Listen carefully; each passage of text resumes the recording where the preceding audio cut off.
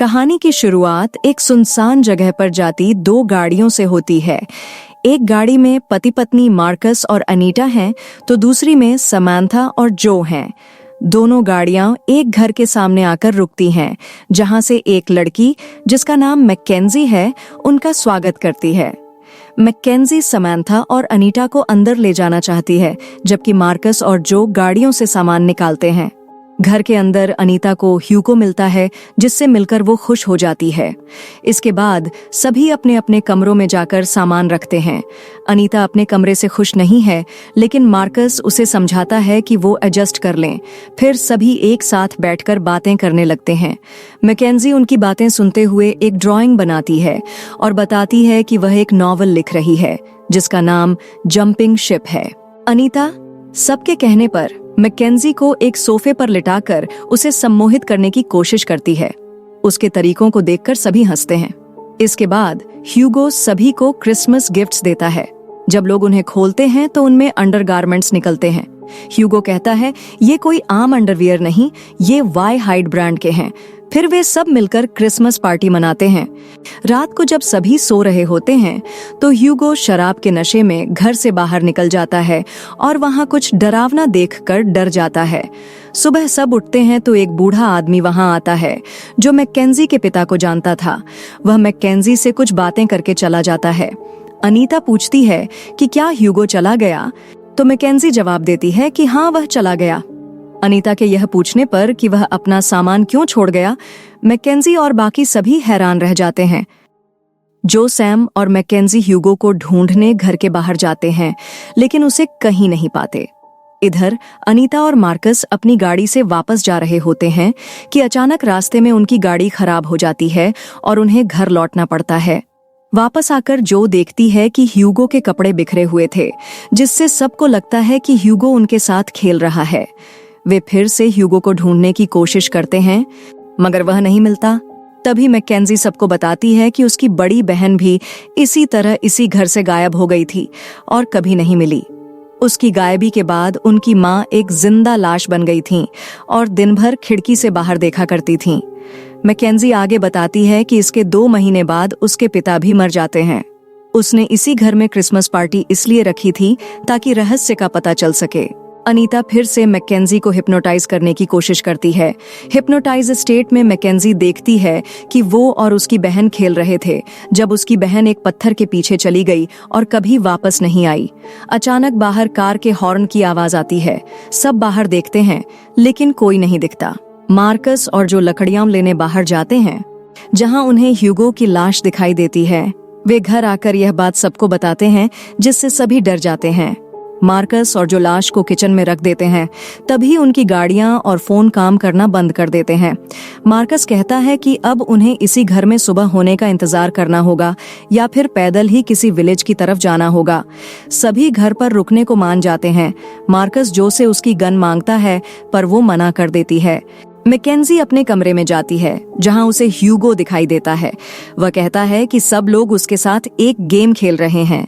McKenzie जो के कमरे में जाकर उसकी बंदूक उठाती है और जो पार गन तानकर डाइनिंग रूम में सबके सामने ले आती है। सब लोग बंदूक देखकर डर जाते हैं। अनीता उसे रुकने को कहती है, लेकिन मैकेंजी अनीता से सभी को रस्सी से बांधने को कहती है और अनीता मान जाती है। मैकेंजी पूछती है कि क्या सब लोग उसके और ह्यूगो के साथ गेम खेल रहे हैं। मार्कस पूछता है कि उसे यह सब कैसे पता, तो मैकेंजी जवाब देती है कि ह्यूगो ने ही उसे बताया है और वह ऊपर है। मार्कस कहता है कि ह्यूगो तो किचन में है। जब मैकेंजी किचन में जाती है तो वहां ह्यूगो की लाश पड़ी होती है। दरअसल मैकेंजी पर हिप्नोसिस का बुरा असर पड़ा था। जब मैकेंजी वापस डाइनिंग रूम में आती है तो अचानक डाइनिंग टेबल अपने आप ऊपर उठ जाती है। सभी डर जाते हैं। मैकेंजी सबको खोलने लगती है, जो जल्दी से अपना फोन उठा लेती है। फिर सभी लोग ऊपर उस जगह जाते हैं जहां मैकेंजी ने ह्यूगो को देखा था, लेकिन अब वहां कोई नहीं होता। अनीता मैकेंजी को बताती है कि जब उसकी बहन गायब हुई थी तो उसने जिस तरह के पत्थरों का जिक्र किया, वे प्राचीन समय में पूजा के लिए इस्तेमाल होते थे। तभी सैम सैम के लैपटॉप पर एक मैसेज आता है। सैम उसे देखने जाती है। लैपटॉप बेड पर पड़ा होता है। जैसे ही वह उसके पास जाती है, लैपटॉप अपने आप फोल्ड हो जाता है और सैम की वहीं पर मौत हो जाती है। इसके बाद अनीता दरवाजे के पीछे एक डरावनी आकृति देखती है और तेजी से दरवाजा बंद कर देती है। वह सबको बताती है कि यह एक दानव है जो इंसानों और भूतों का रूप ले सकती है। अनीता की बातें सुनकर सभी डर जाते हैं और उन्हें अजीब आवाजें सुनाई देने लगती हैं। अचानक अनीता को कुछ दिखता है और वह डर कर किचन में छिप जाती है। मार्कस और जो बाहर गाड़ी में जाने की कोशिश करते हैं, लेकिन मैकेंजी अनीता को ढूंढने लगती है। अनीता किचन में फिर से उसी डरावने बुट को देख लेती है।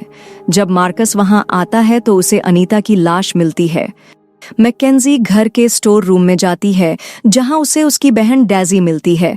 डेजी कहती है कि उसे कोई घर के अंदर ले आया था, जो मैकेंजी को लेने घर में आती है, लेकिन एक कमरे में उसे एक जोकर का साया दिखाई देता है। फिर उसके मुंह से बहुत सारे बटन निकलते हैं और वह मर जाती है। इधर मैकेंजी को लगता है कि डेजी का बिहेवियर अलग है। तभी वह मैकेंजी पर हमला करती है, लेकिन मैकेंजी बाहर भागने की कोशिश करती है। दरवाजा बंद होता है, तभी मार्कस आकर दरवाजा खोलता है। मार्कस उसे वहां से भाग जाने के लिए कहता है, क्योंकि उसे डर है कि मैकेंजी के साथ कुछ हो जाएगा। दरअसल यह भूत लोगों को उनके अपने डर से मरता है। मार्कस को अकेलेपन का डर था। सैम बंद जगहों से डरती थी। अनीता को अंधेरे से डर लगता था और जो टूटे हुए बटनों से डरती थी। मार्कस को डर था कि अनीता की तरह मैकेंजी को भी कुछ हो जाएगा, इसलिए वह मैकेंजी को जबरदस्ती वहां से ले जाने की कोशिश करता है। मैकेंजी भागकर गाड़ी में बैठती है, लेकिन गाड़ी स्टार्ट नहीं होती। फिर वह पैदल ही भागने लगती है। तभी मार्कस वहां आ जाता है। मैकेंजी कहती है कि उनमें से केवल एक ही बच सकता है, क्योंकि उनकी भावनाएं ही उन्हें खतरे में डाल रही हैं। मैकेंजी को लगता है कि कोई उसे पॉसेस कर मार्कस को मार देगा। अंत में मार्कस अपना गला काट लेता है। अब मैकेंजी आगे बढ़ती है और उसे एक भूत दिखाई देता है। तभी एक वैन वहां से गुजर रही होती है। मैकेंजी उसे रोकती है और उसमें बैठ जाती है। वह वैन ड्राइवर वही बूढ़ा आदमी होता है जो मैकेंजी के पिता को जानता था। वह कुछ दूर जाने के बाद मैकेंजी को पीटकर बेहोश कर देता है। अंत में एक दृश्य दिखाया जाता है कि कैसे वह बूढ़ा आदमी मरे हुए लोगों का सामान संभाल कर रखता है।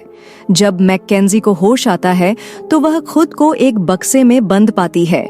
फिर वह बूढ़ा ड्राइवर उस जगह को आग लगा देता है। दरअसल वह बूढ़ा आदमी दानव को खुश करने और मरे हुओं की लाशों का सामान ठिकाने लगाने का काम करता था।